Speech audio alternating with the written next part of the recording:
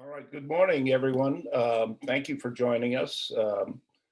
We have assembled three noteworthy experts on the topic of secularism and religion in France, which has become quite a controversy, both in France but also abroad, because of the misunderstandings that many people outside of France have about the nature of secularism, or laïcité as it's known in France. Laïcité is really a fundamental concept of French life. It is enshrined in the first article of the French Constitution, which explicitly states that the Republic shall be indivisible, laïque, democratic, and social. And it's difficult to translate. This law has been in effect since 1905, but it is essential to the separation of church and state. And this grew out of the conflict between the French government and the Catholic Church. But in more recent times, this separation of church and state has become quite controversial, in that while it's seen as the glue that allows the French to live together in harmony despite their religious differences, some people say it is anti-religious and has been increasingly used to stigmatize the Muslim population in France. So we brought together three experts from both sides of the Atlantic.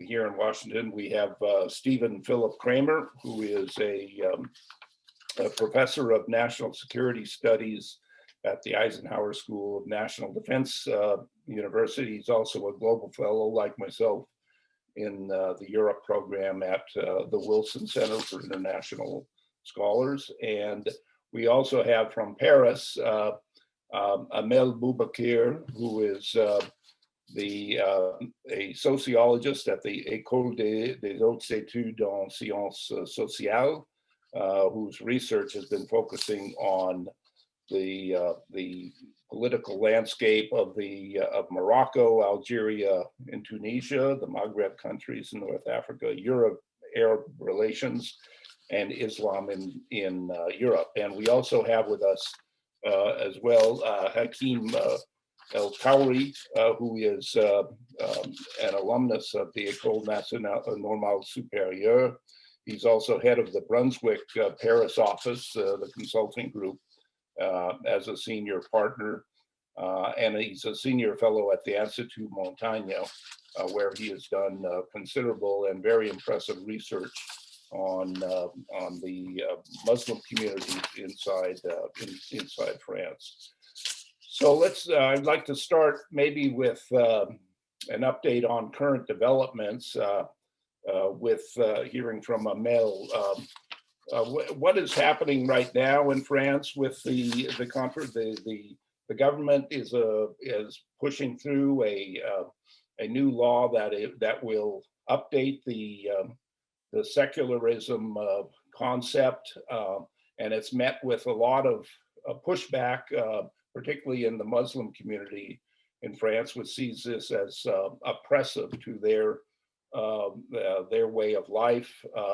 But the government insists that it's important to prevent any separatist tendencies developing in this community. So Amel, could you start us off by bringing us up to date on the current situation in France regarding the secularism issue?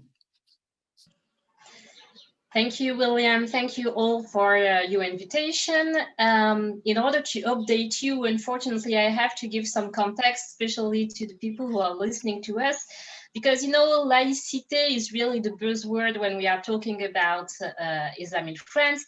But we should maybe more precisely talk about the different conflicts and problems that arose between the French state and Muslims as French citizens when it comes to the management of Islam. So in France, we have been talking about reforming this management of Islam and Islam as a religion, which means the daily practices of Muslim, like fasting, like burying the dead, like the halal lunches at schools and so on for, let's say almost 30 years, if not a bit more. And the problem is that we always had two main traps, and these debates never led us anywhere. And the discussions and debates around the issue of management of Islam as a religion always fade because of mainly two issues, or two traps, I would say. And first, the traps are namely the fact that the French state has always leaned on representatives, Muslim representatives, in order to try to have a kind of management of Islam. And second, the idea of reforming Islam is also not such a natural project in France. It has always been linked to the political nature of the regime in place and its ambitions. So maybe I would try very briefly, because we don't have that much word, and it's also quite interesting to leave room for discussion later. But when it comes to the first trap and why these issues have always failed, these efforts to reach a consensual management of Islam in France have always failed. So first, the fact that the French state has always leaned on representatives. The problem is that Islam in France has always been seen as a religion that is new, that is not well organized, whose believers have not a huge social capital, who their background is mainly, they are mainly immigrants, but it was 30 years ago. And this concept, this picture of Islam is pretty much the same currently among policy leaders and state representatives. So the idea was really that we need to have representatives that will speak for the ordinary Muslims to manage Islam. And the idea, this paradigm is putting actually the laïc, the secular French state, in a de facto position of absolute authority towards Muslim, and Muslim as believers, not only Muslims, and not actually Muslim as citizens. So, for example, the state has tried to impose upon French Muslims, a foreign management of their French Islam. And that's a problem that we have had for so long in France. So that means that instead of training French Muslims who speak good French and who understand the realities of French society, until now, we are still relying on foreign imams from Turkey, from Algeria, from Morocco, and so on, to deliver their speech, their sermons during the Friday prayers, but also somehow to manage the religion and the religious practices of Muslims. And that also put de facto Muslims in a position of simple spectator of the relationship and exchanges between these foreign imams or foreign influences and the French state. The fact that the community leaders are chosen for them led to the total disinterest of Muslims for this process of representativity in order to manage French Islam. So, for example, and also we have to add to that the fact that these community leaders who have been chosen to represent, quote unquote, French Islam and French Muslims are often, as I said, strong relationships with foreign powers, and they are also mostly interested in earning proximity with state elite instead of really solving the daily issues ordinary Muslims may be faced with. So these efforts have been really highly unpopular with young Muslims, especially. And in my opinion, the main problem is that this representativeness doesn't include the idea of, these community leaders are not at the service of Muslims. They are not offering any solution to the basic issues they may be faced with, like popular education. What does Islam say about this and this, especially about the issue of violence, especially as France, as you all know, has been through some violent terrorist attacks these past 10 years, about simple issues such as domestic violence, not to say that domestic violence is more important in the Muslim communities, and I'm talking about communities in a plural way, because they are not, of course, there's no one and unified Muslim community in France. They are not talking, and they are not at the service of Muslims when it comes to solving Islamophobia, for example. We have a huge problem in France when it comes to Islamophobia. Does it exist? Should it be taken in charge only by justice? But should we consider that this is hate crimes that specifically target Muslims? So these community leaders have proved unable to solve these issues. I was talking with a young French Muslim activist very recently, and he was telling me, you know, Amel, the mosque is not the place for change for us. It's not the place to be active as citizens. We are mainly faced with problems, for example, when the steering committee of the mosque is diverting the money of the believers, because in France, mosques are mainly built by the voluntary money contribution of the believers, where there's nothing we can do, and we cannot rely on these representatives to solve the issue. So this is the first failure of Muslim management has impulsed by the state through community leaders. That is important to understand why we are going through some conflicts around the idea of the state intervening in managing Islam.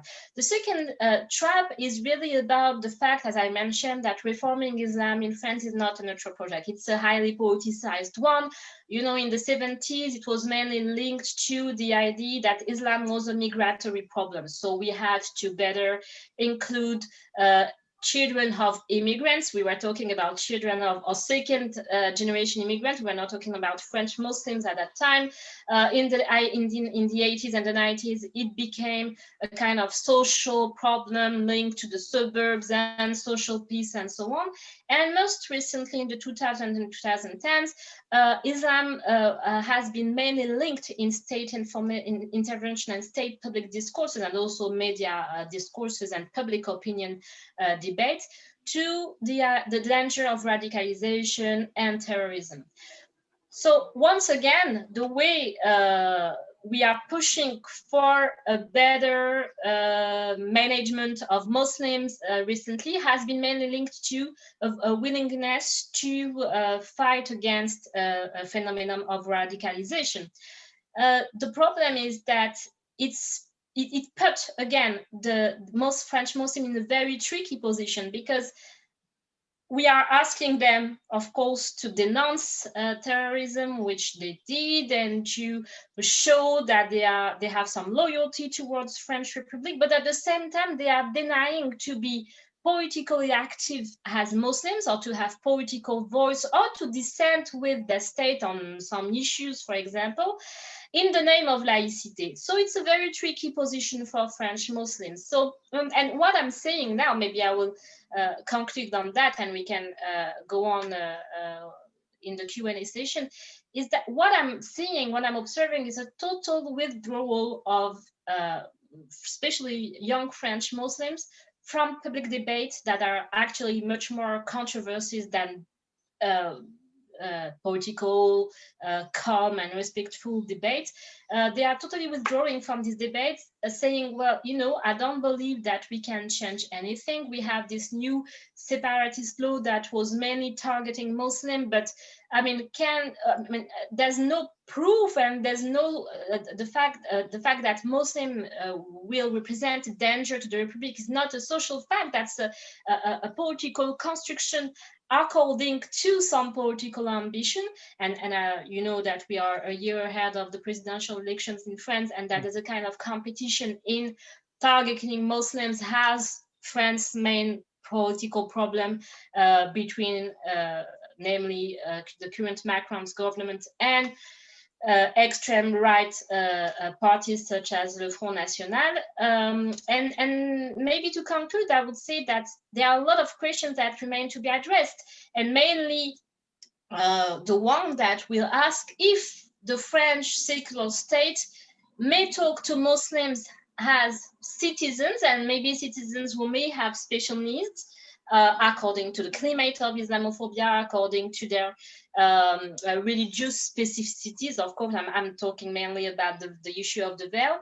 Or should the state remain neutral and faithful to its secular tradition, and then maybe let French Muslims be more expressful, or to express themselves without having the heavy weight of culpability and maybe being associated with radical Muslims.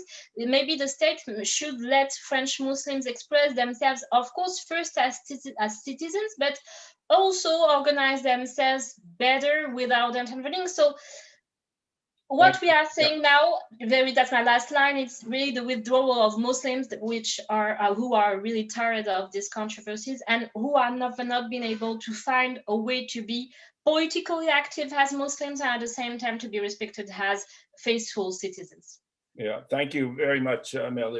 Your remarks show how difficult it is in the modern context to keep religious identity out of the public sphere, which is again what the basic principle of Laïcité is supposed to be all about.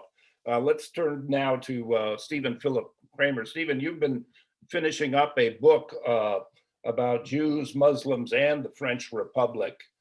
So perhaps you could enlighten us a bit on what your research has taught you about this controversy and how the historical context and also where it may be leading us. Thank you, Bill. It's a pleasure to be here, especially with this terrific panel. So I think today France is overwrought about the problem of Islam and the problem of Muslims. In the 19th and early 20th century, many people in France and in Europe were truly obsessed by the so-called Jewish question. But looking back, we know that Jews had very little to do with the so-called Jewish question.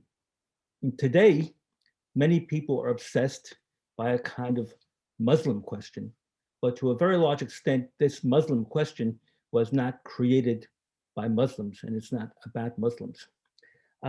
If many Muslims in France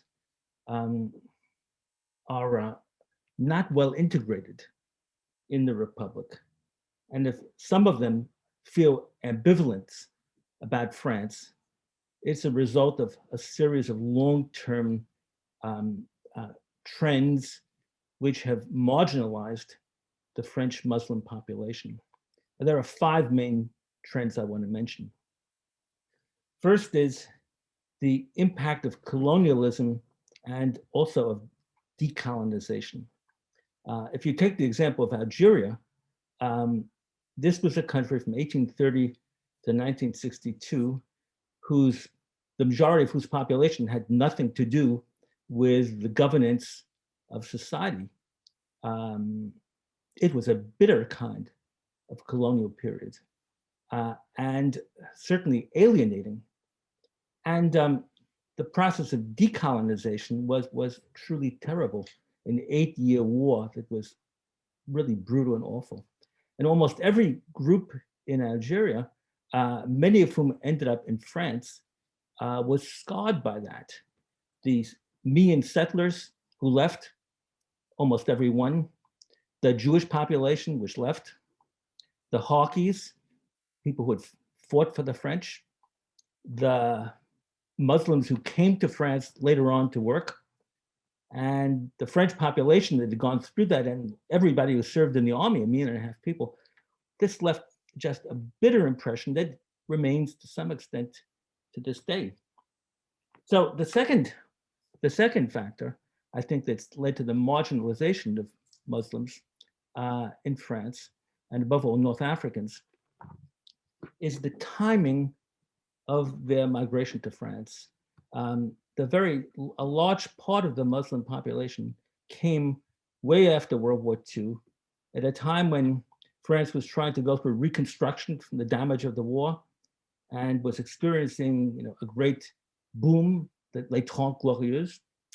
And so they came often as laborers, unskilled laborers, working in factories like the automobile industry, and eventually were able to bring over, decided to stay, brought over their family. And then the economic crisis occurred, the boom ended, and deindustrialization began. And a lot of these people, that older generation, were left without much place. They were marginalized economically and socially, serious, and their children were affected by that too.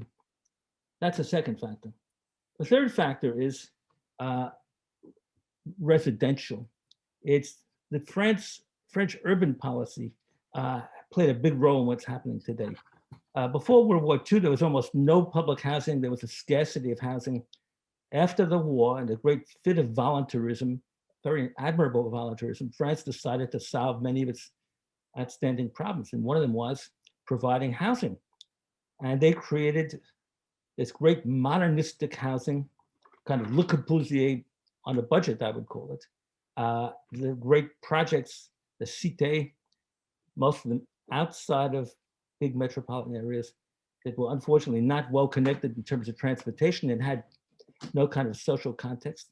But these were created not for immigrants, they were created for working class and lower middle class Frenchmen, for whom they represented a big change, like running water and bathrooms. But they were not a pleasant place to live. And when mortgages became available around 1970, most of that native population left. And these projects were filled by immigrants. Now, mind you, often the schools in these projects only catered to the people living in the project. So you end up having the formation of ghettos where immigrants are living almost entirely amongst themselves. And you cannot create anything more full of anomie than some of those projects. If any of you have seen the wonderful movie, Les Miserables by Radicalization a year or two ago, it shows what happens in one of those areas. It's fiction, but it's not without a lot of truth. It's an incredibly alienating experience. Anomie par excellence. I think that's had a huge impact on many young Muslims and many young immigrants in general. Fourth is the problem of laïcité. And I know we're going to talk a lot about that, so I'm not going to say too much. But as you know, laïcité doesn't mean just freedom of religion as it does in this country. It's a range of thinking about how you deal with religion, above all, how you make it into a completely private thing. And it was developed against the Catholic Church to some extent. And that kind of animus against religion still remains, but it's being directed against the only truly vibrant religion in France today, which is Islam.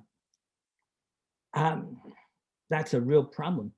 I think a stigmatization of Islam by many people who proclaim their belief in laïcité. And finally, I think there's the role of the National Front, now the Rassemblement National. Look, this party was founded by people who had been settlers or had served in the Algerian War.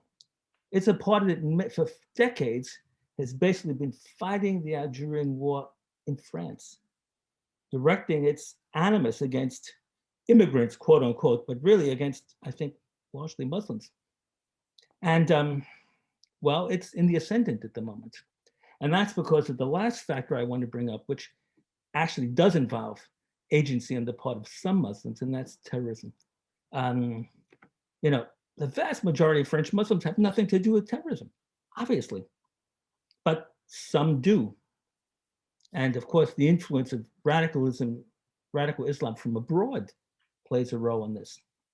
But one can't underestimate the incredible impact of acts of terrorism, beginning with Charlie Hebdo and most recently, the assassination of the high school teacher, Samuel Paty. Every time that happens, it puts Muslims in an impossible kind of situation.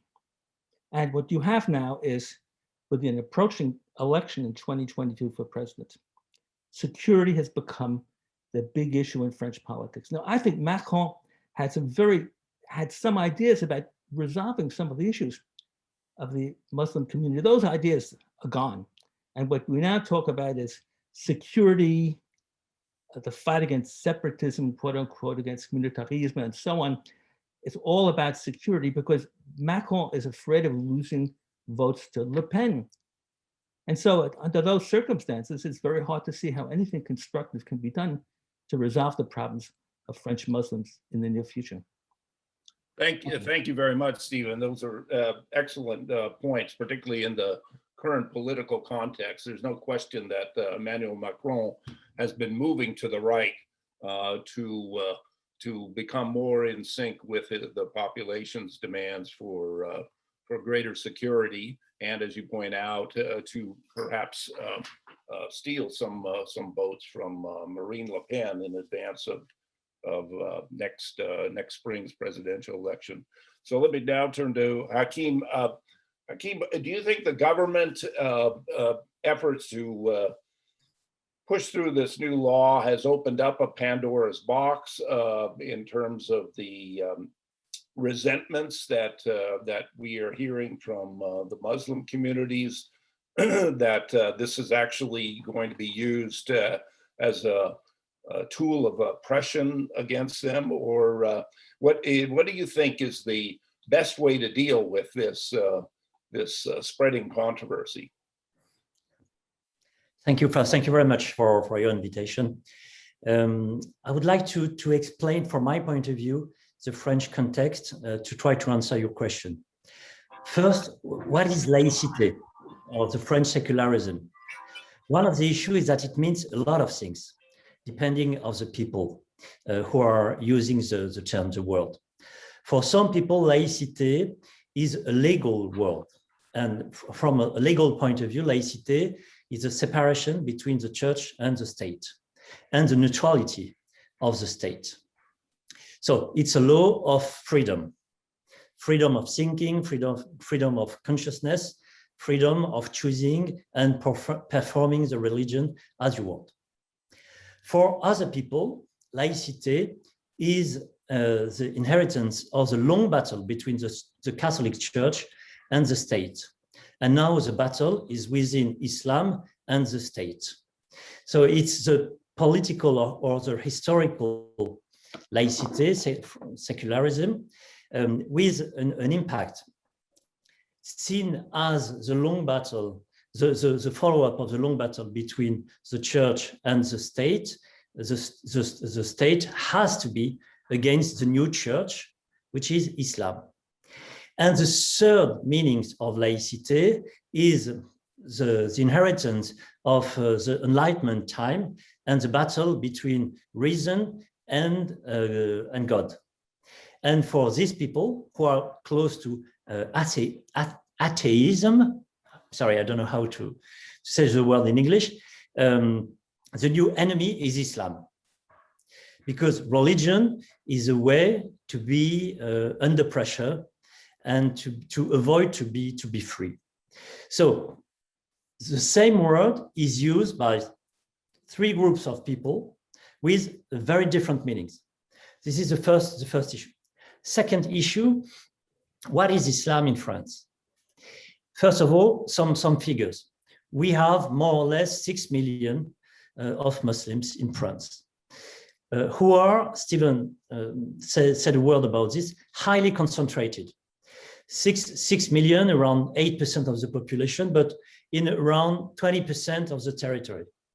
So a very highly concentrated population. Second, they are very young. We have very few people above 60 because a lot of them, they came back to their countries of origin, and especially in North Africa. So they are very young, much younger than the rest of the population. So 8% of the population, but 10% of the population under 25, probably 12 or 13% under 18, and probably 17, 18% of the newborn French. So a very young population. And three last point in this landscape. There's sociological journey. This is really a journey because we have 10% of the Muslim who have a master and more.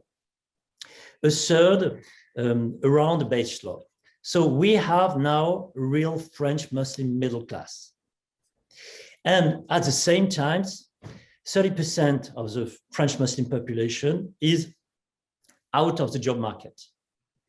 And inside this 30%, we have women who don't work, and we have young people without any diploma and who are outside the society.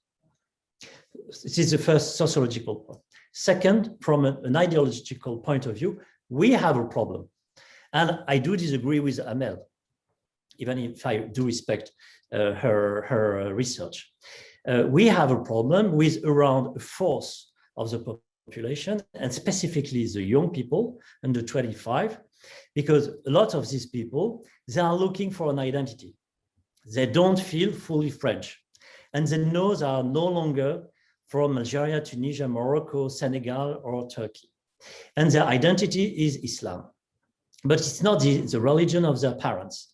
It's a new religion, a religion based on a very conservative interpretation of Islam, and with, how can I say, they want to impose their vision of Islam to the rest of the Muslims. And inside this group, we have people who are close to violence or who are violent. So there is a problem with a minority of the French Muslims, but there is a problem. Last, to try to set up an organization, of course, the different governments, they did a lot for 30 years. But they do feel that there is a lack of interlocutors, because of course they deal with people representing foreign influences, specifically Moroccan, Algerian, and Turkish. But the vast majority of the French Muslims who are fully French, for whom religion is part of their identity, but not their sole identity. These kind of people, they don't want to deal with Islam. They don't want to deal with the representation of Islam. And they don't feel neither representative, neither in charge of the issue. And from my point of view, those people who will solve the issue of Islam are the Muslims. But if the vast majority, and specifically the elite of the French Muslims, they do not engage in a new representation, in a new way to finance the cult, in a new way to launch the battle inside Islam against fundamentalism, the issue will not be solved. And it will be treated and used by the far right.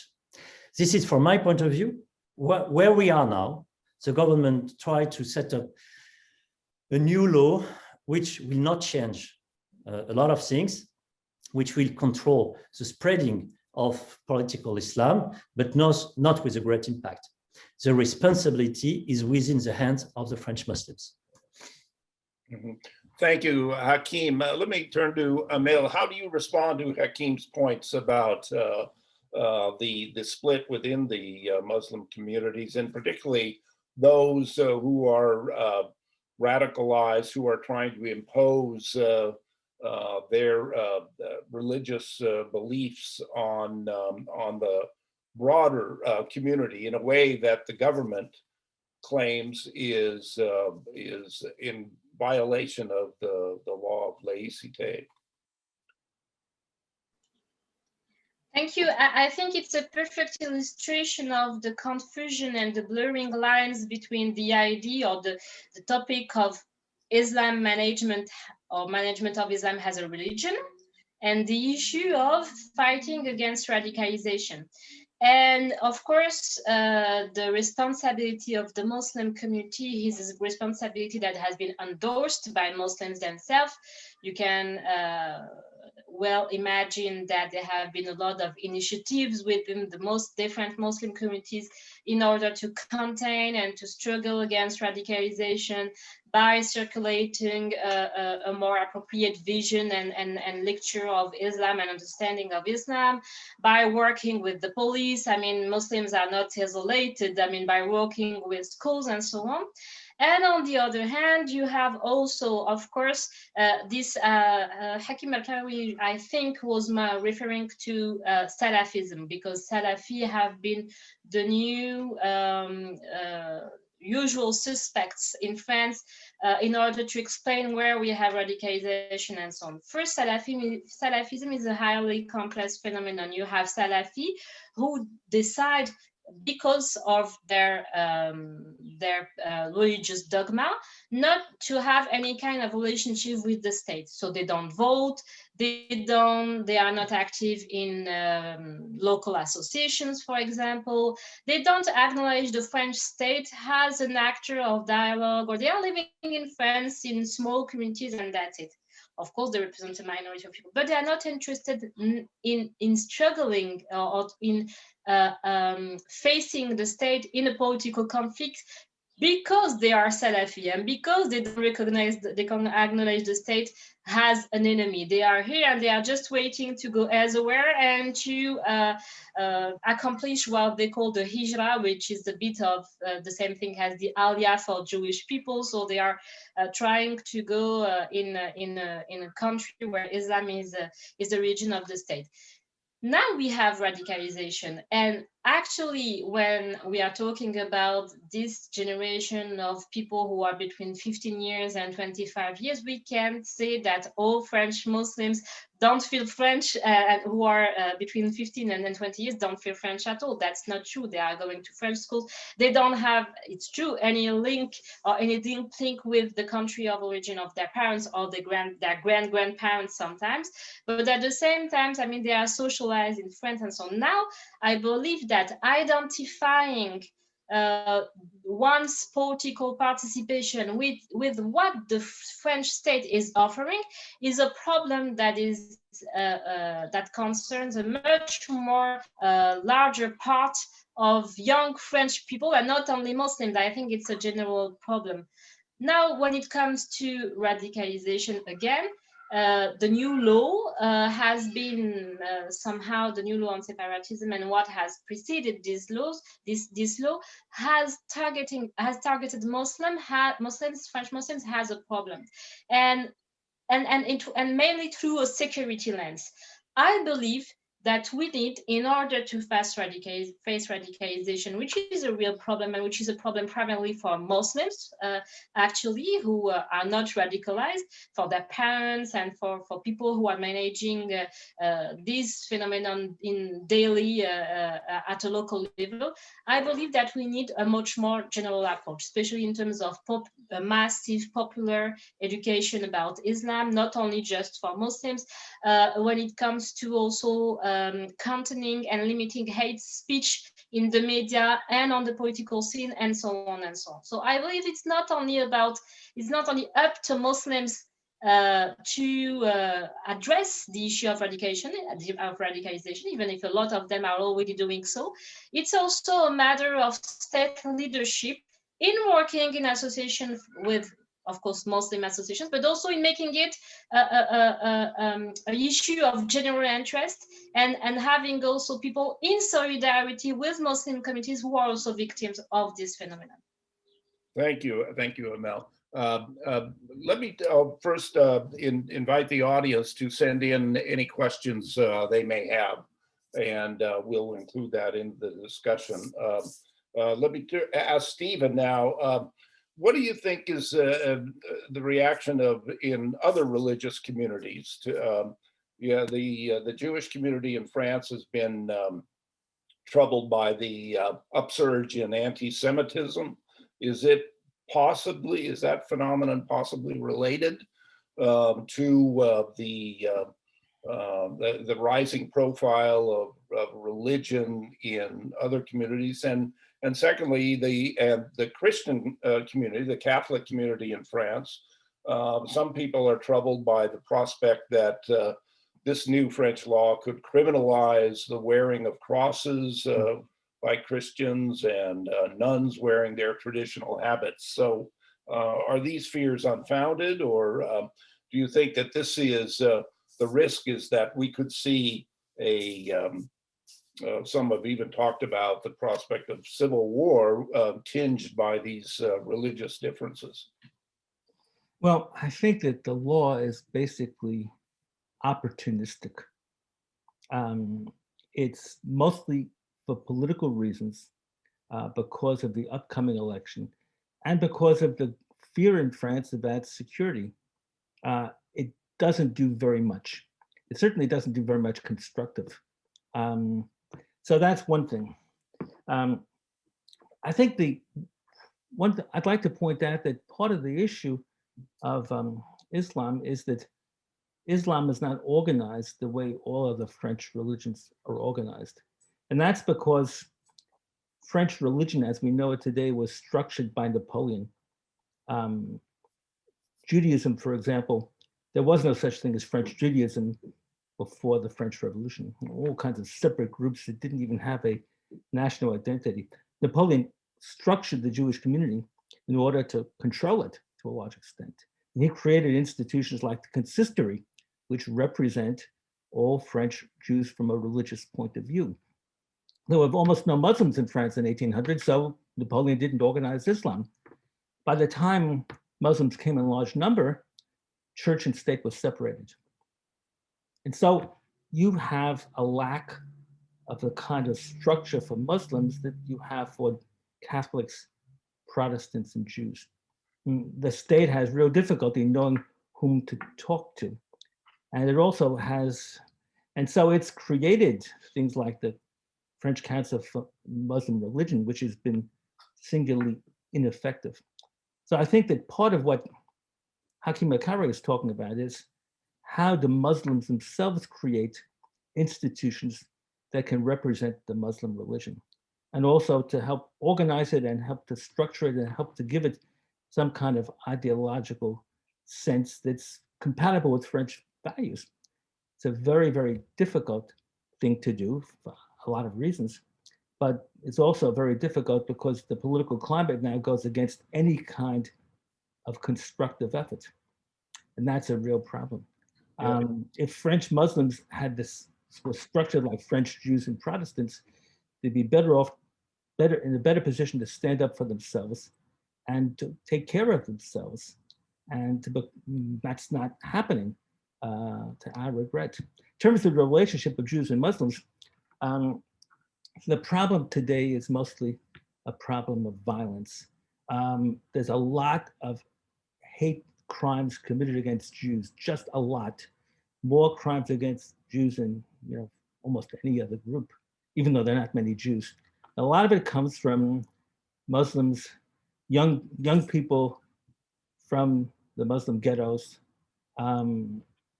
It's more an expression of hatred of their own situation, believing that Israel is to blame for the problems of the Middle East, and that colonialism and Zionism are all the same thing. I mean, to the extent to which this is a coherent thing. And so this problem of violence against Jews is a real big one, and some of it includes murder. And Sarah Halimi, who was murdered by some crazy guy who was on drugs, her killer just got off on the grounds that he was on pot.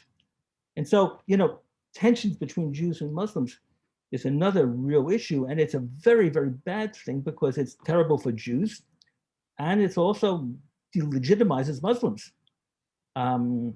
And that's another thing which, France has not been able to deal with effectively. Thank you. Yeah, we've got some questions coming in. One is directed to Hakim, which asks, isn't there any concept under Islam of a separation of church and state? Is that perhaps at the root of the difficulty for the Muslim communities to embrace laïcité? That's a good question. I do really think that Islam is that the Muslims are doing with it. So when we look at the history, the church was under the legislation and the control of the governments everywhere in the Islamic world during the history, and it's of course the case now everywhere. So there is no separation because the church is controlled by the government. The new thing is that in Western Europe or Western countries, there is no control of the Muslim church, which does not exist by the government. So it's a new situation. And I do believe that to solve the problem, we the Muslims, we will have to find our solutions. The issue is not the government, the state, the French society. The issue is within Islam. The battle between Salafism, political Islam, and the faith. The battle for identity, how we combine a Western identity and a Muslim identity. This is a question of modernity, and the answer is within the Muslims' hands. Muslims are not the victims. Muslims, they have their destiny in their own hands. We can discuss a lot about Islamophobia, about also anti-Semitism, Muslim anti-Semitism, which is a reality in France and which is denied by a lot of people, and specifically with Muslim origin. But for me, the main point is that the answer, the solution is within the Muslim hands. Well, you anticipated a question that just came in from a member of the audience saying that what is it that the Muslim populations themselves can constructively do differently to change the perception of the French people rather than focus only on their victimization? So I don't know if you have any further comments to elaborate on what you were just saying, but that seems to be something that that a number of people think that they shouldn't focus just on what the French government can do, but what the communities themselves can do. We need a symbol, a demonstration against radicalization would have been welcome, very welcome by the French population. A demonstration, a mobilization on the social networks. This is a symbol. And on the ground, on the social network, we need alternative narratives about Islam produced by Muslims, French or foreign Muslims, because young French people, when they embrace a new interpretation of Islam, they do think that they have the real Islam, and they don't know that there are multiple interpretations of Islam. And who can spread this multiple interpretation of Islam if it's not the Muslims? And specifically the French Muslims or the Western Muslims. The issue is that we are on the football field, and on the battlefield, we are only one team. So they score because in front of them, there is no one. Because the French Muslims, the rest of the French Muslims, the vast majority, they don't want to deal with religion inside the society. So we need the mobilization of the Muslims as French and as Muslims, and they can do a lot of things. All right. Well, let me broaden the perspective out to how this is seen abroad. Mel, you do a lot of research on in the Maghreb community and other Arab countries. How is this seen in the wider Arab world? Is this perceived as French animosity toward Muslims, basically a form of crude racism, or is there a different perspective that you see in these Arab countries? Yeah, thank you. I believe foreign countries or Arab countries' perception is much more a topic of interest for the French government than for French Muslims themselves. they quite don't care, honestly speaking. They don't have some directives coming from the Arab world asking them to boycott or to act in such and such a way.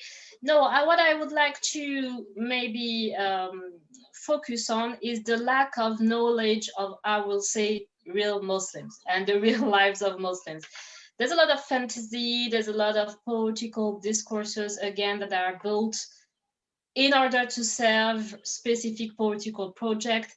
And there's a kind of picture of Muslims have been the main problem of the French social fabric again. On the ground, that's not what's happening. Of course, there have been some confusion between Israel has a colonial power and the French Jews, for example, has potential enemies among a very tiny part of young French Muslims. That's something that happened. But again, this is not with through a security lens that you can, of course, you have to protect communities being Jewish or Muslim or whatever, but this is not through a security lens or towards the idea that French Muslims as a whole, that means 6 million of people should mobilize in the street and denounce this anti-Semitism. I mean, they are doing so in their daily life. They do live with Jews. They do marry them sometimes and so on. So we have really to make a separation between the way French Muslims are living their lives quite peacefully, how they are socializing with very different people, and not, I mean, I have the feeling that we are picturing French Muslims are all living in specific small villages and towns, following the Sharia and all, keen to impose their faith upon the rest of the society. I mean, that's quite a caricatural view. I mean, that's not a caricature really of the way French Muslims. Now, to answer the question very briefly on why don't we have French Muslims ready to take in charge the process of representativeness and management of their faith, I think here again, we are totally ignoring local realities. Again, mosques have been built because of the support of Muslims themselves who have been, and I don't believe that the multiplication of Muslim schools, for example, is a good sign of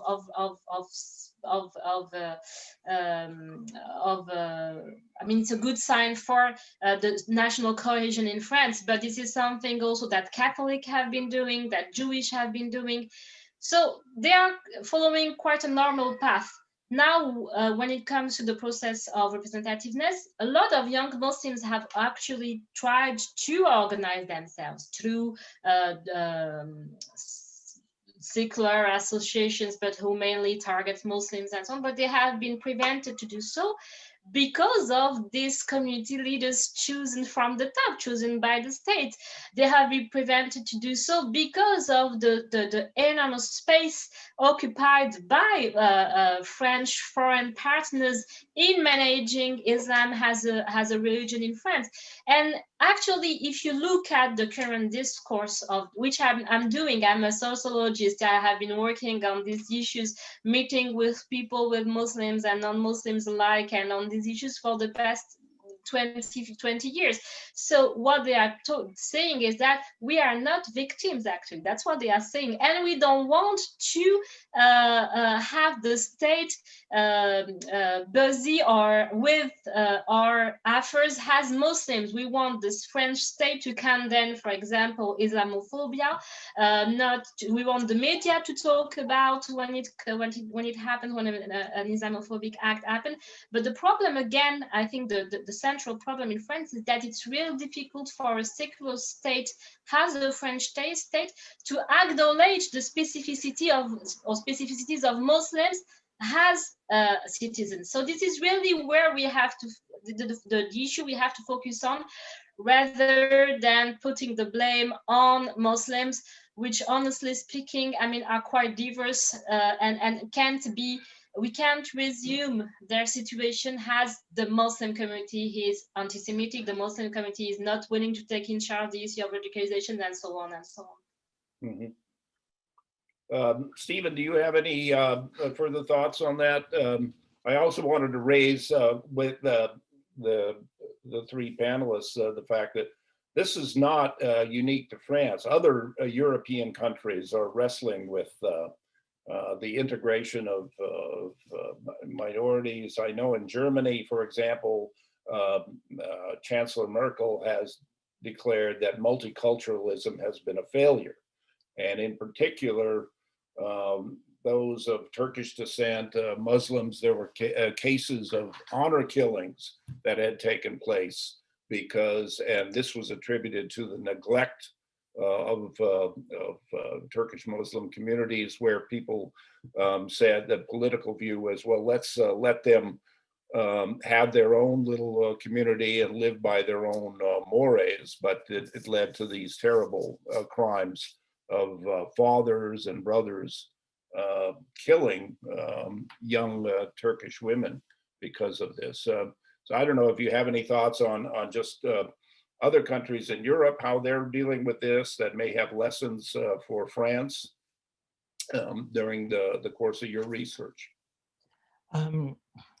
I would say that there's some specificities in France that make the situation in France a little bit different. One is just the scale of Muslim population, which is much larger than in any other European country. And two is that most of the Muslims living in France come from former French colonies. And as I was saying before, the impact of Algeria is just gigantic. Like Benjamin Storer just wrote a report for the president of France on memory. And one just can't underestimate the impact of historic memory and the inability to come to terms with the past that makes France a little bit different in terms of its specific Muslim population. The third thing I want to point out is that we all tend to focus on the negative side, but it's very important to focus also on the positive. It's not as if there aren't so many Muslims who've been great successes. Hakim's point about the level of education for a large part of the Muslim community is very, very high. And that can be seen, well, in part, looking at the people on this panel who have obviously distinguished themselves by their educational, political, and cultural success. So, the movement of Muslims to the middle class has been sorely neglected. It's been barely studied, just a few very good books about it. And it's a very positive thing. I think what's problematic is how that could be swallowed up in public consciousness by issues connected with terrorism and jihadism. And above all, the way in which the government is choosing to deal with it, to focus on that, as opposed to also focus on more positive things that they really could do. Well, that's a very good point to end on a positive note. The improvements of in terms of the education levels of in the French Muslim community is something that President Macron has emphasized and wants to see improved even further in the future. But we'll see if he's successful in winning re-election. Since let's have a quick poll of our panelists. Hakim, do you think Macron will succeed in getting a second term? And do you think that would be something that's welcome in the French Muslim communities? Tricky question. Madame Le Pen is very high, the polls. At the current time, because of the in the COVID context. So we will see next October or November, we will see better the political situation and landscape. I'm not sure he will succeed. Frankly speaking, it's not possible at this time to know the future. It will. I mean, it was never possible, but particularly this year because of the COVID. Regarding the Muslims, they vote for the left, traditionally, because the right, they see the right as against them.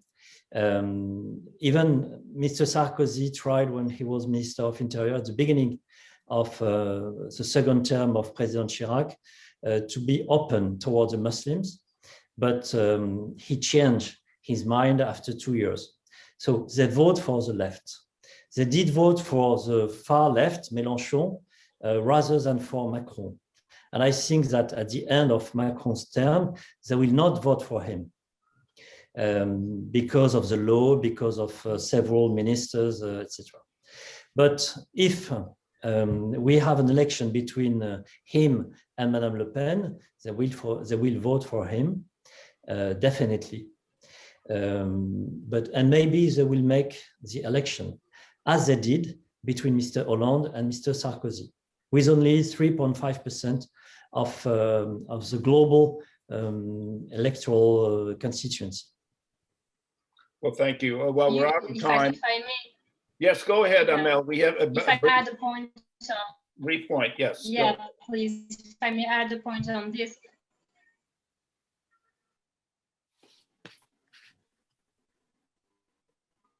Your screen is frozen. Hello, Amel? Yeah, I'm sorry, I paused for a bit. Quickly. What I was going to add, I was going to jump on what Hakim said. Actually, what I'm hearing from young Muslims in my interviews and research is that there's a kind of fatigue about being actually the kind of red flag of Islamization and the fatigue from the left and from Macron asking for them to vote against the Front National. And a lot of them have told me, well, let it happen. Let Marine Le Pen be elected. That's not our problem anymore. So I believe that the real emergency in France is really to remobilize Muslims in a political project that won't be too particularly targeting Muslims as a problem. That may be really the only solution in order to have a better national cohesion in France. Well, we'll certainly be following the campaign and the election early next year as a barometer of what will be the future of France. I want to thank our three panelists for this stimulating and enlightened conversation about a very difficult subject, and we hope the audience appreciated it as well. So on behalf of the Wilson Center, thank you very much for attending, and we look forward to your participation in future events.